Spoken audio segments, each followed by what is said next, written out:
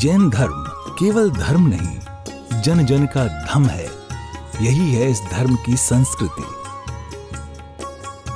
सन 2010 चातुर्मास के दौरान मांगी तुंगी और गजपंथा की तीर्थ यात्रा के बाद एक रात्रि गजपंथा की पहाड़ियों पर विश्राम करते समय आचार्य श्री देवनंदी जी महाराज को एक दिव्य स्वप्न प्राप्त हुआ। स्वप्न में उन्होंने देखा कि एक ऐसा तीर्थ जिसकी कोई कल्पना भी नहीं कर सका था, एक ऐसा स्थान जहां पंच परमेष्ठियों की भव्य मूर्तियां हों, एक ऐसा समव शरण जो समर्पित हो जैन धर्म की शाश्वत परंपरा को। उस दिव्य संकेत को जीवन में उतारने के लिए आचार्य श्री कुंथलगिरी की ओर विहार पर निकल पड़े। वहां एक श्रद्धालु ने अपनी भूमि पूज्य गुरुदेव को समर्पित की और यहीं से आरंभ हुई मुंबई आगरा हाईवे NH3 स्थित नमोकार तीर्थ के निर्माण की महायात्रा। ये वही भूमि है जिसे राम टेकड़ी कहा जाता है, जहां भगवान रामचंद्र जी ने 12 लाख वर्ष पूर्व तपस्या की थी। आज यही भूमि बन रही है जैन संस्कृति का जीवंत प्रतीक नमोकार महातीर्थ। यहां बन रही है 51 फीट ऊंची अरिहंत परमेष्ठी की मूर्ति, चारों दिशाओं में 31 फुट ऊंची अन्य परमेष्ठियों की मूर्तियां। कुल मिलाकर एक अद्वितीय समवशरण की रचना है जिसका वर्णन Guinness book of world record में दर्ज हो चुका है।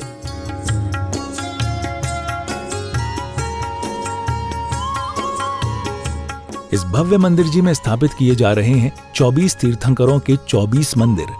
पंचमेरु, नंदीश्वर द्वीप, नवदेवता और 64 रिद्धि मंदिर, सप्तऋषि मंदिर और गोमटेश्वर बाहुबली, संमेद शिखर जी की झलक और क्षेत्रपाल मंदिर। यहां पर अब तक 250 से अधिक कमरे निर्मित हो चुके हैं, जिनमें 75 साधु साध्वियों के लिए एवं यात्री निवास आधुनिक सुविधाओं से युक्त है। AC रूम, भोजनशाला, कैंटीन और विशाल गुरु मंदिर। नमोकार तीर्थ का भूमि पूजन 8 फरवरी 2014 को संपन्न किया गया था और आज लगभग 10 लाख स्क्वायर फीट से अधिक निर्माण पूर्ण हो चुका है और अब यह दिव्य तीर्थ अपने चरम आयोजन की ओर अग्रसर है।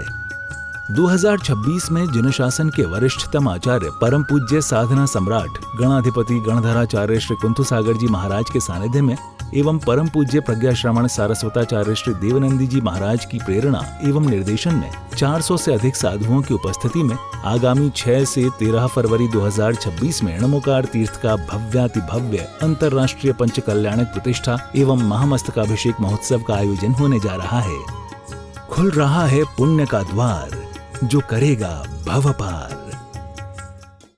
मैं कई दिनों से आप सबके बीच में नमोकार की प्रभावना के संदर्भ में चर्चा इसलिए कर रहा हूं कि हमारे आबाल वृद्ध परिवार में, समाज में सभी लोगों के लिए इसके प्रति एक बड़ी श्रद्धा आनी चाहिए। अभी विगत दिनों में 9 अप्रैल 2025 को जीतो संस्था के द्वारा समूचे विश्व में विश्व नमोकार दिवस के रूप में एक ऐसा दिन मनाया गया जिसमें देश की हमारी जो विशिष्ट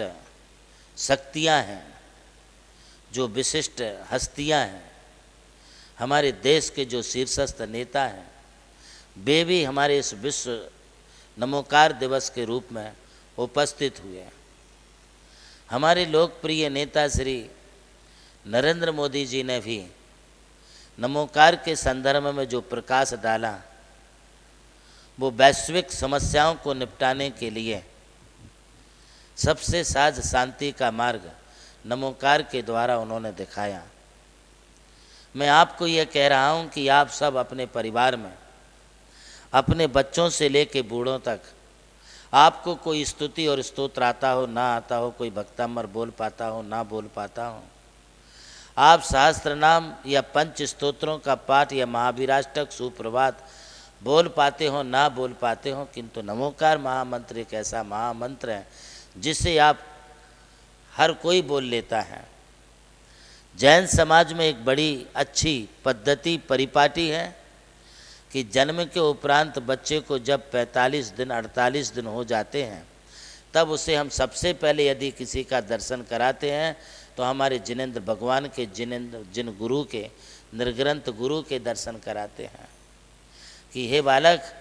तो इस समिष्टि में अब जब भी देखेगा तो पहले अपने परमात्मा को देखेगा, अपने गुरु संत महात्मा को देखेगा, और सारे विश्व में यदि कोई प्रभावक बन सकता है तो वो सर्वप्रथम 45वें दिन जब भगवान जिनेंद्र के और गुरु के दर्शन करता है, वही अपनी प्रभावशाली प्रतिभा को प्रकट कर सकता है। मैं आपको यह भी बताना चाहूँगा कि सबसे पहले उसके कान में यदि कोई मंत्र सुनाया जाता है तो वो नमोकार मंत्र सुनाया जाता है, जिससे वह इस बात से अवगत हो सके कि हमारे जीवन में हमें जो एनर्जी, हमारे लिए जो पावर, जो शक्ति, जो ऊर्जा, जो सकारात्मक सोच हमारे लिए प्राप्त हुई है, वो इसी नमोकार महामंत्र के प्रभाव से हुई है। इसलिए जब जन्म से ही नमोकार की ध्वनि उसे सुनाई पड़ती है तो उसका माइंड, उसकी बॉडी इतना डेवलप करती है कि डेवलप करते करते वह एक ब्राट माइंड वाला, ब्राट हृदय वाला व्यक्तित्व प्राप्त कर लेता है। इतना ही नहीं, इस नमोकार महामंत्र के प्रभाव से ही जीवन में जो कुछ भी हमारे लिए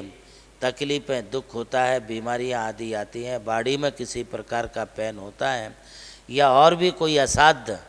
ऐसे अपने लिए तकलीफ़ें होती हैं, बीमारी होती हैं, जिसे डॉक्टर भी जवाब देते हैं, डॉक्टर यह कह देते हैं अब दवा नहीं दुआ काम करेगी, तब यह देखा जाता है कि जो बीमारियां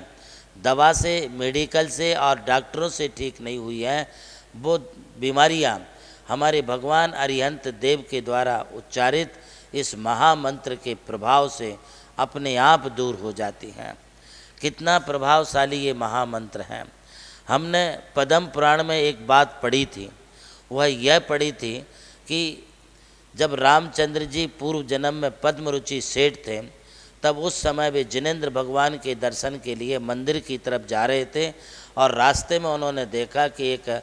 मरणासन बैल पड़ा हुआ है। उन्होंने उस समय विचार किया, यदि इस समय मैं मंदिर जाता हूँ तो इस बैल की जान चली जाएगी और बैल के पास रुकता हूँ तो मेरे देव दर्शन, पूजन, अभिषेक रह जाएंगे। अब मैं क्या करूँ? अतः वो ऐसा विचार करके उन्हें गुरुवाणी याद आई कि जीव दया सबसे प्रथम धर्म है, और यदि तुम्हारे लिए देव दर्शन, अभिषेक, पूजा के पहले किसी जीव की दया करने का अवसर आए तो प्रभु की पूजा बाद में और पहले आपके लिए जीव दया का काम करना चाहिए। इसीलिए तो हमारे संस्कृति और धर्म में यह कहा है कि नर सेवा ही नारायण सेवा है, सेवा ही पूजा है। यह सोच करके पद्मरुचि सेठ ने उस मरणासन बैल के समीप रुक करके उसे बड़े भक्ति भाव के साथ उसकी पीठ सहलाते उसके कानों में उसे नमोकार मंत्र दिया, और वो बैल नमोकार मंत्र को शांत चित्त से सुनते सुनते अपने आयु कर्म को पूर्ण करके मृत्यु को प्राप्त होकर के अगले जन्म में राजा सुग्रीव बना, और यह पद्मरुचि सेठ ही अगले जन्म में राजा भगवान रामचंद्र जी बने। ये कितना बड़ा प्रभाव इस महामंत्र का है।